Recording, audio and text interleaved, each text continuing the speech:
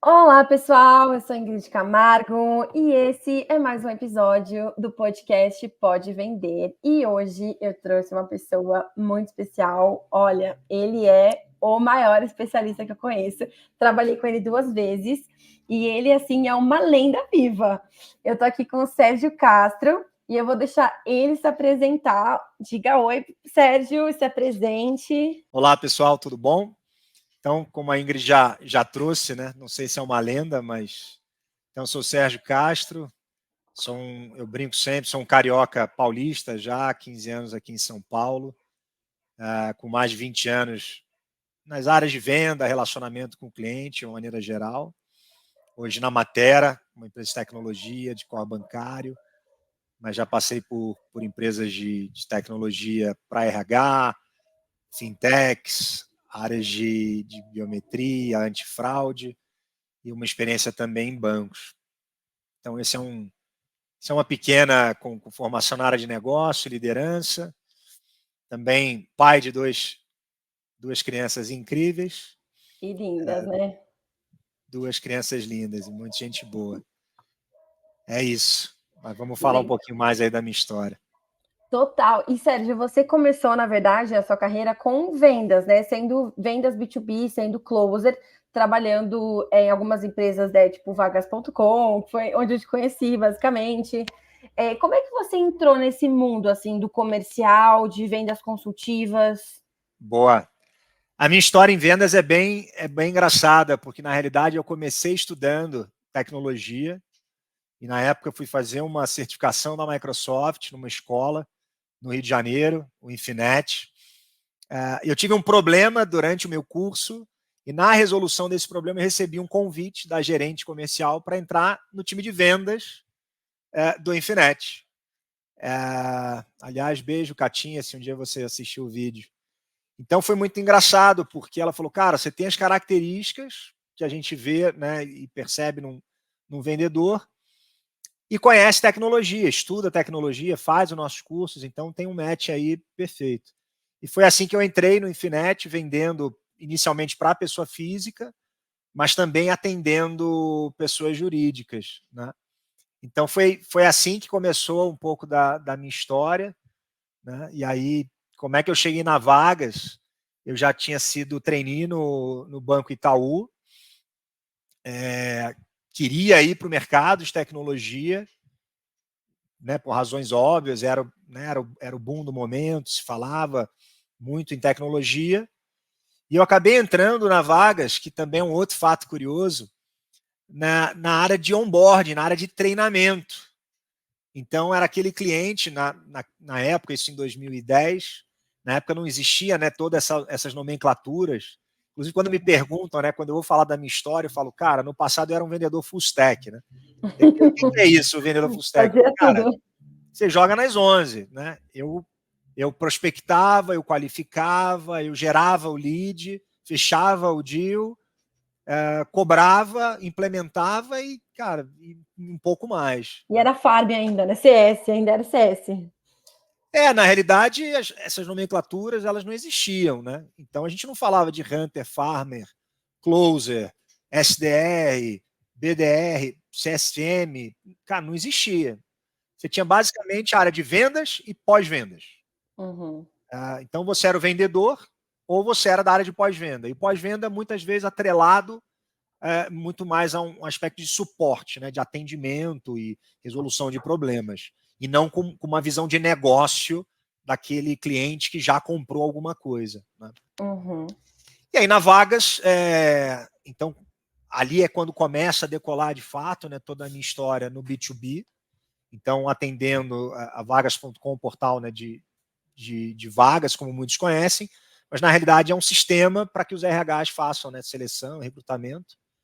Então, ali eu fiz também um pouco desse papel full stack, né? Então, na área de treinamento, depois de 6 meses, eu recebi um convite da gerente, da então gerente comercial.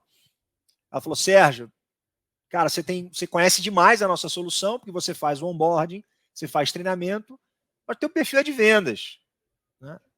E ela até então não me conhecia, porque eu era de uma outra estrutura, e eu falei, olha, Mari, eu sou de vendas, eu inclusive achei que eu entraria aqui em vendas, mas eu entrei nessa área, achei interessante, mais conhecimento e segui, né? Mas o que você tem para me oferecer? Na época, o Rio de Janeiro vivia um boom econômico, né, muito grande por causa de Olimpíadas, Copa, pré-sal, Ike Batista, tinha todo esse contexto, né, econômico. Eu, como carioca, ela falou, cara, tem um convite, você não quer ir para o Rio de Janeiro? E fui eu parar lá no Rio pela Vagas, eu era a Vagas no Rio de Janeiro, então eu fazia não só prospecção, mas eu cuidava da base que a Vaga já tinha de clientes no Rio, era uma base grande, né? Lá tive um grande, talvez o meu grande caso de sucesso, a gente atendia uma grande empresa de telecom, era um cliente que pagava na época algo em torno de 50 mil reais ano, né? E a gente fiz um trabalho enorme lá, atuando, né? Se a gente fosse colocar numa caixinha nos dias de hoje, eu era um farmer e um CSM ali. Né? Sempre com o pezinho CS, então. Sempre trocando o bonezinho. Né? Eu sabia, só não tinha o nome. Né? E eu entreguei a essa empresa com um contrato de mais 750 mil faturamento anual. Né? Caramba. A gente derrubou muito sistema grande lá e abraçou muito projeto. E foi um trabalho longo, assim, isso foi coisa de 18 meses, né, de muita investigação, entendimento do negócio, aproximação com o nível executivo, né, porque nesse patamar de valor não é qualquer um que assina. Né, então, o processo já mudava. E nessa história eu fui, né, desenvolvendo a minha história no Vagas, eu acabei ficando lá um pouco mais de 7 anos, e comecei a trilhar, então, tive minha primeira cadeira já de gestão, numa outra empresa de tecnologia para RH, onde eu fiquei em torno de 18 meses, foi um desafio grande na época, era um time enorme, um time de Quantas inside pessoas? sales, eu tinha na época algo em torno de 40 pessoas, Nossa. entre diretos e indiretos, eram 3 coordenadores, e abaixo deles os analistas, que era um time predominantemente de inside sales, venda, né, de tiro curto, baixo ticket, uma venda mais de impacto. E o desafio para mim foi, em boa medida, foi esse, né? Porque eu vinha do Vagas conduzindo os grandes deals, né, com as contas enterprise, então ciclo longo, né, processos e é muito diferente quando a gente sai de um contrato dentro dessa realidade, tecnologia para RH, de $500 mil, $1 milhão ano, para um contrato de 5 mil, de 6 mil. Né? Então, é uma outra realidade. Então, para mim, foi um desafio bom. Na época, a gente fez algumas conseguimos lá otimizar processo, trabalho de redução de desconto, e uma série de outras coisas, né? Mudando um pouco, né, aquele clássico conceito de preço e valor, né? Nossa, Então, isso é muito complicado, ainda mais em ticket médio. Eu tenho um cliente que o ticket dele já é super baixo, assim, é menos de R$ 1.000. E ele agrega um valor imenso. E mesmo assim, as pessoas falam que tá caro, as pessoas pedem desconto. E é isso, é você conseguir mostrar o valor do produto. Tá bom, você vai investir, é um investimento que vai te trazer muito mais, né? Mas aí, até pegando esse gancho, ou seja, da liderança, qual foi o maior desafio de quando você se viu saindo de uma posição da operação e se vendo um líder, ainda mais de um time grande assim, e também com esses vícios de dar desconto, de fazer uma venda mais varejão, assim? acho que do meu lado, assim, primeiro essa mudança, né, de chave, e de novo, como meu time era um time de inside sales, eu não tinha um time de campo, para mim, essa primeira quebra de rotina foi um desafio, que era um cara da rua, né? O que também é outra expressão, né? O field sales. Então, eu era um cara que estava no cliente ali no front. Então, eu passei a estar atrás do computador o tempo todo. Né? Então, a primeira mudança, e foi até um dos aspectos que a gente levou para lá, era números, né? Analytics. Então, cara, vamos trabalhar dado. E uma das coisas que eu ouvia, e foi o que foi trabalhado, mas foi um desafio, porque eu precisei ter números para que eu pudesse corroborar a minha ideia. Porque eu tinha um time muito grande e a minha teoria era, cara, a gente tem muita gente para pouco insumo. Quer dizer, eu não tenho quantidade de lead o suficiente para ter todo esse time de venda. Sim. Ou seja, a minha teoria é, eu estou pulverizando o meu balde de leads, porque vamos combinar que, em boa medida, em todos os negócios, em algum momento a coisa é finita. Uhum. Então, quando eu pegava a minha realidade, assim, quem não é cliente, ou quem já foi cliente e eventualmente não vai mais me contratar, que paga, que tem esse perfil, então, quando a gente fala lá, né, do ICP, né, o meu cliente, né, meu perfil ideal de cliente, eu vou reduzindo esse balde. E aí eu olhei um time enorme e falei, cara, temos muita gente. Né? Então, um dos processos, e aí eu digo infelizmente, porque faz parte do jogo, foi uma redução na equipe. Então, a gente saiu de 3 equipes para 2, então eu cortei literalmente 1/3 desse time. Né? E a gente começou a olhar depois um trabalho de pitch de venda. Então, eu via que a taxa de conversão era baixa, comecei então a desenvolver, entender o porquê que essa taxa de conversão era baixa, e era muito relacionado a preço. Então, como é uma venda de tiro curto, ele ligava, olha, eu tenho essa solução, a pessoa até demonstrava a necessidade, falou, putz, realmente, eu tenho aqui 1, 2 vagas que eu gostaria, o meu preço é tanto, poxa, não, muito caro, não, mas eu consigo fazer por metade do preço. Não. Então, assim, e muitas vezes não fechava. Né? Então, aí foi muito daquele conceito. Cara, você vai gastar, eventualmente, muito tempo, vai gastar saliva, né? Vai gastar o dedo aí discando e ficar baixando o preço. Né? Então, você não vai conseguir bater tua meta. E aí, foi um trabalho grande, assim, desafiador, até em perfil, mexi no processo seletivo, porque eu tinha um processo seletivo que não me permitia, no meu entendimento, trazer os melhores. Então, a gente mexeu em processo seletivo. Então, foi uma longa jornada que durou aí pelo menos 1 ano, até uma mudança minha de projeto dentro dessa empresa, que foi o go-to-market de uma outra solução. Né? Mas, Sérgio, dentro ainda desse ponto, eu queria explorar um pouco mais essa questão do preço. Que conselho você daria hoje para um líder ou para um CEO que tem uma operação, que tem um produto bom, mas que tem essa galera viciada muito em preço, quando o problema é preço e, na verdade, o preço nem é tão alto para a gente que já vendeu aí $100.000, né? Que conselho você daria para essa pessoa, para esse líder, para esse gestor mudar o cenário dele? Olha, primeiro assim, você tem que ter muita clareza do real valor que a tua solução entrega. Né? Qual é o problema que você resolve para aquele cara? Né? Qual é a solução que você traz? Né? Isso está claro? Foi validado? Você tem algum case? Você tem clientes que comprovam que ele teve uma redução X de custo, ele melhorou determinada performance, enfim, seja lá o contexto que for. Então, acho que esse é o primeiro passo, né? Porque senão você vai trazer um discurso, né, como eu digo, meio fluffy, assim, não vai colar a tua conversa. E muito, assim, quando a gente se coloca no lugar de comprador, quando você joga a questão, não tem dinheiro, cara, é o argumento mais fácil de se colocar. Né? Para falar não, né, em vez do não. Porque você fala, cara, eu não quero comprar, né? Então existem, então acho que se você tem claro o valor que você entrega, é explorar, né? Então existe aqui, antes de você chegar em preço, você validar com o cliente se ele tem aquela necessidade, se faz sentido o produto para ele.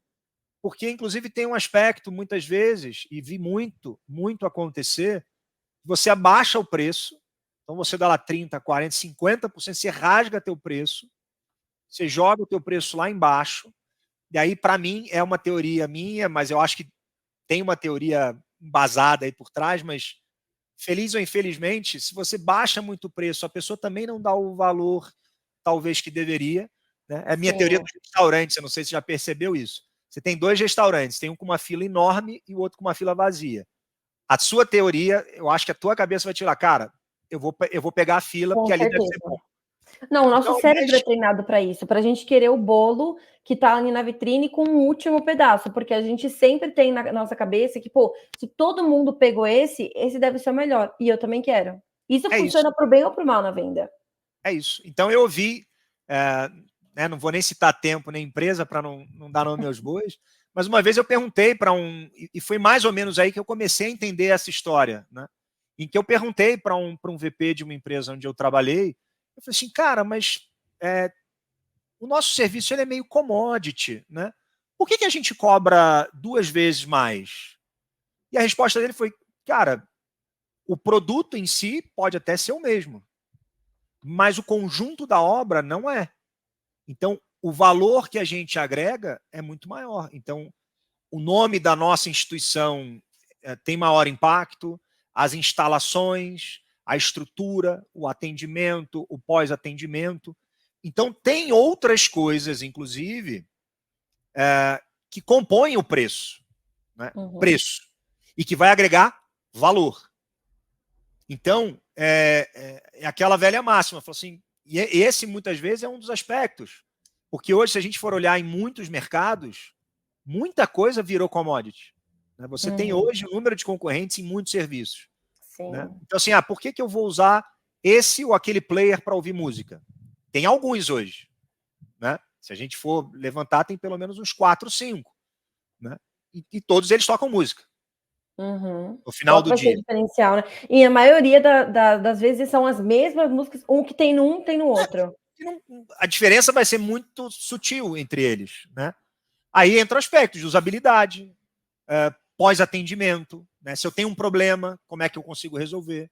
Aqui eu consigo resolver de uma forma efetiva. Então, voltando à questão lá do desconto, para mim é isso. Eu entender o perfil daquele cliente, o que faz sentido. Meu perfil é aderente, eu resolvo um problema, o quanto que eu resolvo?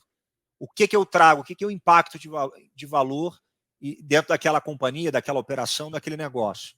Porque a partir daí, você começa a construir uma ideia com ele e a provocar o cliente. Assim, cara, mas eu entendi que você hoje faz, um exemplo qualquer, você faz esse processo em 2 horas. Se você fizesse em 1 hora, seria legal para você? Provavelmente o cara vai falar, putz, muito, nossa, reduzir em metade do tempo. Cara, e se eu te disser que você consegue fazer em 45 minutos? Pô, aí é melhor ainda. Claro, eu estou partindo da premissa que eu de novo, você consegue entregar. Eu validei que a minha solução é capaz de fazer aquilo por ele. Né? Então você provoca, né, você cutuca ali a ferida dele, trazendo uma solução que ele começa a brilhar os olhos. Ele falou, então, e o que esses 45 minutos representam para você, em vez das 2 horas? E aí ele vai te dar, normalmente, o caminho das pedras. Ele vai acabar assim, pô, eu vou conseguir vender mais. Ou, pô, eu vou economizar tempo do meu time. Cara, acabou. Aí você tem que começar a fazer conta. Pô, você vai reduzir teu time? Então hoje você tem 5 pessoas, você consegue fazer com 4 se eu fizer em 40? Ah, consigo. Pô, a gente está falando aqui de um custo de quanto? Custa 10 mil o custo total dessa pessoa? Desse headcount você vai diminuir? Cara, mas a minha solução custa 5.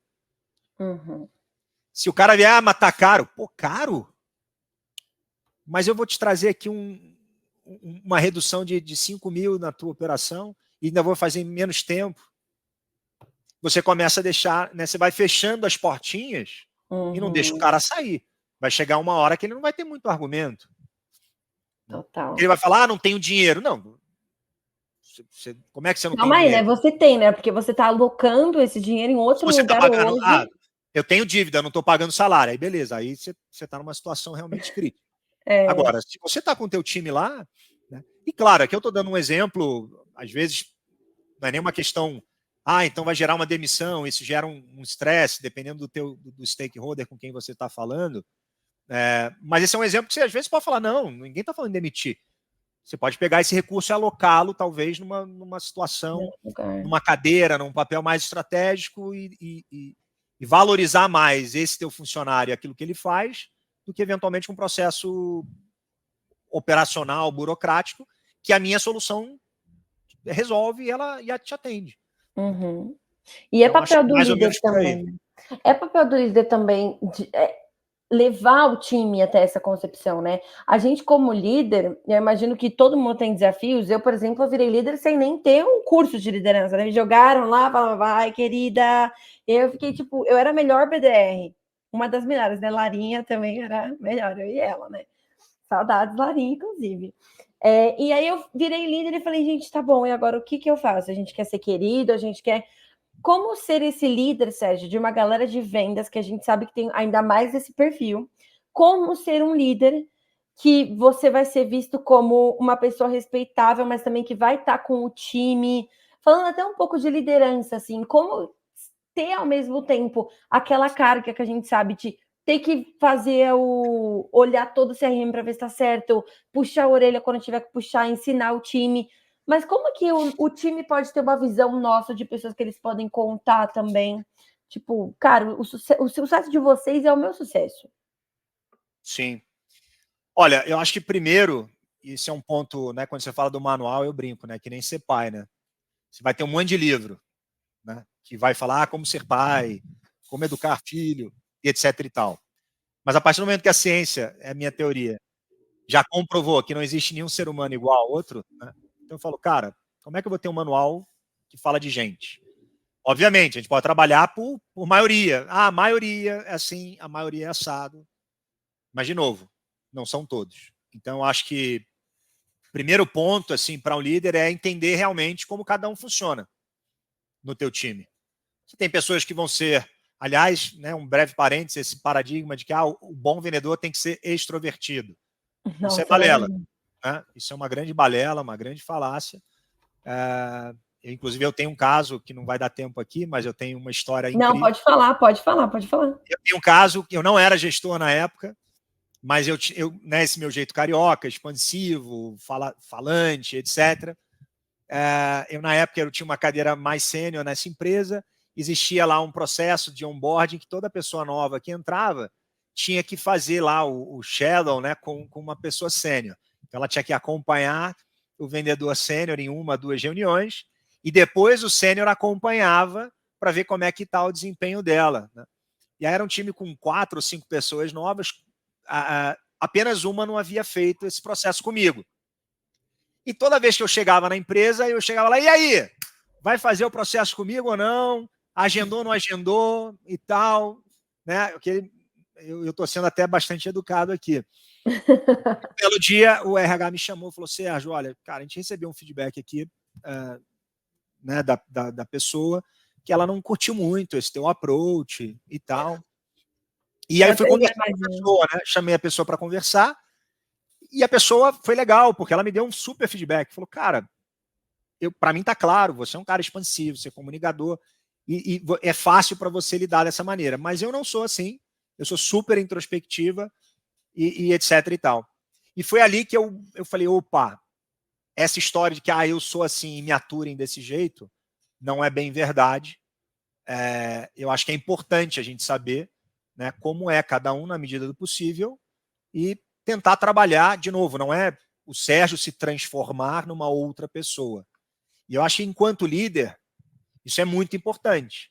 Porque no caso dessa pessoa, aí um breve parênteses para quem estiver curioso, hoje ela é uma amiga pessoal minha, é uma pessoa incrível, a gente se dá muito bem. Ela continua sendo introspectiva e é uma máquina de venda, tá? E eu sou extrovertido no meu jeitão, um pouco mais comedido depois de 15 anos de São Paulo, né? Então eu agora estou um pouco mais controlado. Então, voltando à questão da liderança, cara, tem que ter essa confiança, tem que ter essa relação próxima, entender como você fala. Como diz o próprio livro, né? O líder ele é um servidor, ele está ali muito como uma ferramenta, né, para potencializar os vendedores. Então, tirar muitas vezes bloqueios, né, barreiras que tem, seja lá numa área jurídica, seja numa área de entrega, facilitar processo. Os números, eles vão nos dar insumos. Né? Eu sempre trabalhei com uma construção de confiança, nunca fiz microgerenciamento, ainda mais nos dias de hoje, eu acho que a gente já não é, ninguém mais, ou não deveria, ser pago pelas horas que ela trabalha, mas pelo aquilo que eu espero que ela entregue. Né? E aquilo que foi combinado. Então, Ingrid, eu quero que você me gere, em média, 22 leads qualificados no mês.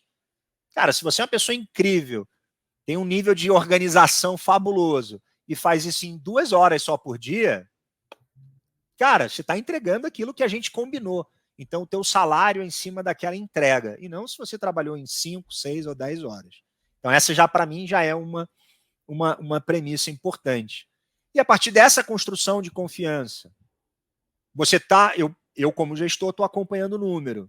Cara, o número, né, o seu tracking está dentro do esperado, né, a tua projeção, é o pipeline, enfim, seja lá o número, o NPS, né, o health score da tua carteira, se a gente estiver falando de CSM, cara, tá caminhando, maravilha. Não tá, sinal amarelo. Ingrid, vamos conversar 1 a 1. Cara, o que está acontecendo? Né? E se eu gero uma relação de confiança, né, muitos falam em rapport, eu preciso saber, e não é só o aspecto profissional, né, pessoalmente, está acontecendo alguma coisa? Claro, você não necessariamente precisa abrir, porque você pode, enfim, ter a sua privacidade preservada. Mas, eventualmente, falar, cara, estou com uma determinada situação, um problema pessoal, e, eventualmente, eu, como líder, falar, cara, você precisa de um tempo? Você precisa de 1, 2 dias? Cara, vai lá, resolve o teu problema. Porque essa história também de, o Sérgio no trabalho e o Sérgio em... Cara, não existe Sérgio no trabalho. Não. O Sérgio é um só. O Sérgio é um só. Então, tem fatores externos ao trabalho que poderão comprometer a minha performance e o inverso. Se eu tiver com muitos problemas no trabalho, eu vou levar isso para casa. Uhum. O filho já me falou alguns momentos.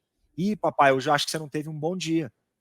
Então, quer dizer, o ser humano é um só. Então, eu, como gestor, eu preciso ter essa empatia, essa sensibilidade e falar, cara, por que a Ingrid performava e não está performando?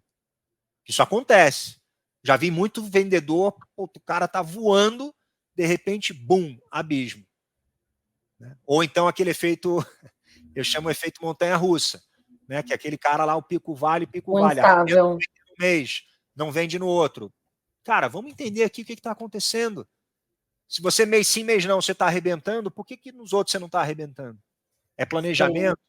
Né? E aí tem, né? Eu acho que um outro fator, cara, tem muita gente que eu vi sentar na cadeira de gestor e falar, opa, agora eu vou ficar aqui olhando o número e largo o dedo. Cara, para mim, assim, no limite, cara, vamos junto. Né? Vamos junto, vamos lá. Vamos fazer. E se eu não sei, porque aí é um outro parênteses interessante do que você trouxe há pouco, porque não necessariamente o gestor vai saber tudo. Uhum. Então eu posso ter a necessidade, né, de, cara, trazer aqui o chapéu da humildade. Falar, olha, Ingrid, putz, esse é um bom ponto que você trouxe. Eu também não sei, mas eu vou procurar saber e a gente vai ajustar isso aí. E aí eu procurar quem sabe, por mentoria, um contato numa outra empresa, dentro da organização, outra área. Fala, cara, eu estou com esse problema aqui e eu não sei como é que a gente destrava aquele negócio. Tem um deal lá que está parado, a gente já fez o fit, preço, tal. O que a gente pode fazer? E, de repente, a gente acha a solução junto. Né? Então, porque eu acho que esse é um outro ponto. E, Sérgio, para a gente não perder o fio da meada também sobre CS, como foi você decidir para CS? Ainda mais ser um CSM senior, atuando com as maiores contas do Brasil. E junto dessa pergunta, eu também queria que você trouxesse quais são as características muito parecidas de um bom CSM e de um bom vendedor. Que deve ter alguma coisa em comum, eu acho. Boa. Bom, eu primeiro, eu confesso que eu nunca li isso, tá? Se alguém tem uma teoria por trás e eu não faço a referência aqui, me perdoem. Para mim, o CSM, eu tenho brincado, já que tem tantas nomenclaturas, né, que a gente criou aí para determinadas papéis e funções. Para mim, o CSM ele é, em boa medida, uma versão aí de um Farmer 2.0. O que eu quero dizer com isso? Antes de mais nada, CSM é negócio. Né? Então, muita gente, eu vejo principalmente no mercado Brasil, eu tive a oportunidade de participar no ano retrasado, no maior evento de CSM, na Gensites, em São Francisco. Cara, e falava-se sempre, né, sobre isso. CSM é investimento. Né? CSM traz negócio, cresce o business. Né? Não é uma área de custo, como muita gente ainda observa, ainda tem essa visão equivocada. E por que é um Farmer 2.0? Né? Porque, em boa medida, o Farmer ele acabava entrando, e eu já ouvi isso muito de cliente, né? Fala, putz, o fulano está me ligando, já é época de renovação de contrato. Porque, né, de uma maneira geral, as pessoas têm um pouco de um certo pânico sobre vendedores. Né? E lá vem ele me vender. E lá vem. Então, eu acho que... E o Farmer tinha um pouco desse papel. Né? Ele começava a fazer contato nas empresas, fosse na renovação, para aplicar índice, aí aquela guerra. Então, ele pegou algum tipo de informação de mercado. A empresa vai expandir com 100 lojas. Opa, eu tenho aqui uma oportunidade lá de ampliar o meu negócio.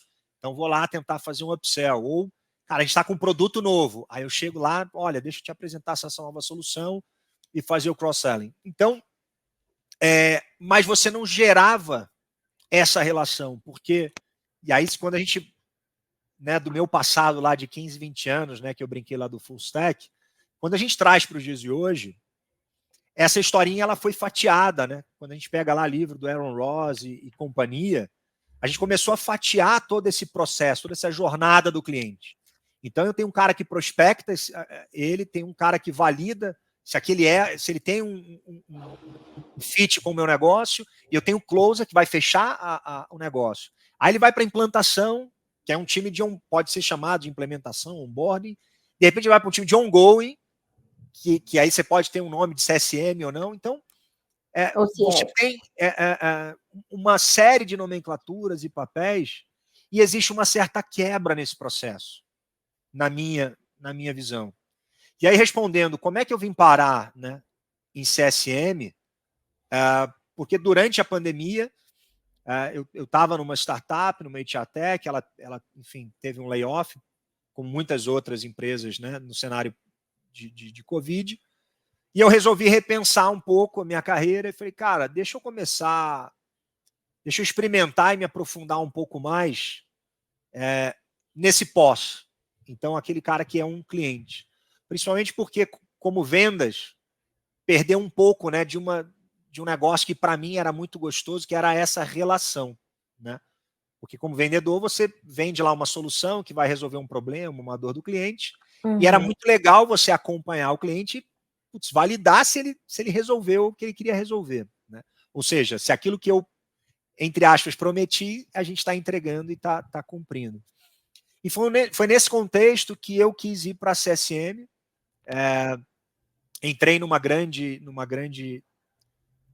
big tech brasileira, unicórnio. Na época não era unicórnio, éramos 150, né? Ela chegou a 1.200 pessoas. Uau. E a ideia, inclusive, foi até curioso, porque eu fui por meio de uma indicação, eu fiz quase que uma entrevista de 50 minutos e ao final falou, cara, olha, a gente está a vaga de vendedor sênior. Eu falei, não, mas calma aí, é vendas? Não é a vaga de CSM? É só um fun fact aqui. Mas, e eu fui parar na área de CSM.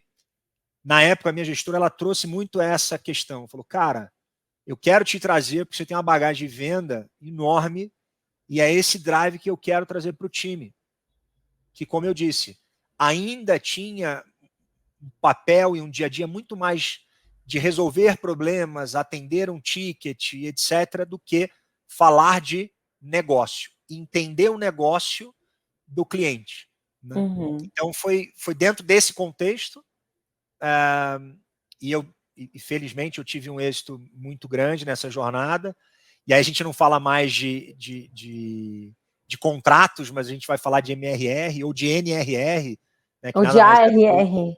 Ou de ARR, né, mas o NRR nada mais é do que o teu faturamento líquido ali, né, tudo que entrou, o que você perdeu, né, felizmente nesses 2 anos e meio eu não tive churn, mas tive upsell, tive renovações com índices de mercado, o que é muito difícil, porque inclusive eu atendia, né, as grandes empresas. O Grupo Carrefour talvez tenha sido o grande case nesse contexto, é o maior empregador privado, ou entre o primeiro ou o segundo maior empregador privado no Brasil, então, e era uma solução de RH, né, então eu consegui aí em 2 anos, foram quase 42% de crescimento de MRR, e foi em cima de relacionamento, né? Construindo relacionamento, entender negócio, né? Ir para a mesa, falar de dinheiro, falar de retorno, Então, cara, não é falar de problema operacional, né? Faz parte, vai acontecer, até porque eu preciso que o cliente, a relação esteja saudável. Por isso que a gente vai falar de Health Score quando a gente fala de CSM, para que eu possa construir uma relação. E aí entra um pouco, né, nos aspectos, um pouco da diferença, eventualmente, de um CS para uma pessoa de vendas, né? Que legal. Nossa, que massa. Pô, Sérgio, muito obrigada. Tem alguma coisa que você quer falar de conselho para a galera que trabalha com pré-vendas, com vendas, com CS? Quer dar um recado final? Quero. Tem uma grande característica, porque quando a gente vai falar de o que é legal para um CSM, o que é legal para o vendas, aí vem sempre ser multitask, saber resolver problemas, uma capacidade analítica. São coisas que eu acho que é frequente, né? É comum. Mas tem uma palavra que para mim é muito, muito legal, que é curiosidade. Eu acho que hoje, eu vou citar aqui LinkedIn, mas eventualmente basta você dar um Google e pesquisar, né? Tem sempre uma dica de ouro que eu falava tanto em vendas quanto CSM. Eu falo, cara, não dá para você, durante uma reunião, perguntar para o cliente algo que seja óbvio, algo que você pode buscar no LinkedIn ou no Google. Quantos funcionários tem tua empresa? Puta, cara. Lá no LinkedIn, você pode até eventualmente validar, né? LinkedIn às vezes fala acho que é mais de 1.000, né? Cara, eu vi lá no LinkedIn que hoje você já passou de 1.000 funcionários. Hoje você tem quantos? Beleza. Mas, né, você pelo menos já fez um deverzinho de casa, né? Então, acho que isso é repertório, né? E um processo de venda, aqui talvez se aplique muito a vendas consultivas, né? Umas vendas de ciclo maior, né? Não dá para você ir com muita sede ao pote, né? Você precisa conectar com o cliente, e nada melhor do que você conhecer não só o cliente, mas conhecer o negócio que o cara está inserido. Então, galera, estuda, né? Tem uma frase clássica, né, que eu aprendi nessa jornada, que, cara, a gente tem que gastar muito mais tempo afiando o machado, que na hora de cortar é fácil. Então, eu vejo muita garotada indo com muita sede ao pote. Eu recebo muita prospecção LinkedIn que eu olho e falo, cara, mas eu tô longe de ser o cara que vai decidir esse tipo de compra. Pô, tu olhou realmente o que eu faço, né? O meu contexto. Talvez seja uma ferramenta que possa me ajudar, mas será que é o contexto em que eu vou ser o decision maker lá do negócio ou eventualmente influenciar? Então, acho que isso é um pouco desse desespero de gerar um volume, conversas, mas no final você está gastando saliva e está eventualmente queimando cartucho, né? Porque se você prospecta um cara hoje e assim vai mal, você faz uma Já call era. ruim, não vou dizer que é impossível para não desanimar ninguém aqui, né? Mas é difícil, né, você conseguir aquele espacinho que, putz, é muito difícil. Você aí com uma história grande aí como SDR, DDS, sabe que, cara, quando o cara abre aquela flechinha na porta, né, que nem naquela, eu sempre faço uma alusão àquela correntinha da porta, sabe? O cara Sim. só abre, é aquela flecha só para ele botar. Quem é que tá aí? Cara, você tem que ser certeiro, senão o cara vai fechar e putz, ele não vai abrir de novo. E para abrir essa porta é complicado. É É difícil. complicado. Precisa ter, né, precisa ter uma disciplina, talento, e como eu disse, Resiliência. afiar o machado, saber que, cara, tem muito não, e é comum. Se sentar lá e chorar, cara, não adianta, porque como com quase tudo, né, cara? Eu gosto muito de esporte, eu sempre brinco, né? No futebol, que a galera que me conhece sabe que eu gosto, tá sempre reclamando de técnico, né? Ainda mais no Brasil. Eu falo, cara, estatisticamente, técnico vai sempre perder mais jogo do que vai ganhar. Então, galera, para fechar essa nossa conversa, é isso. Saibam que vendas, CSM, SDR, negócios, é mais não do que sim. E, cara, tá tudo bem. Tá tudo tranquilo.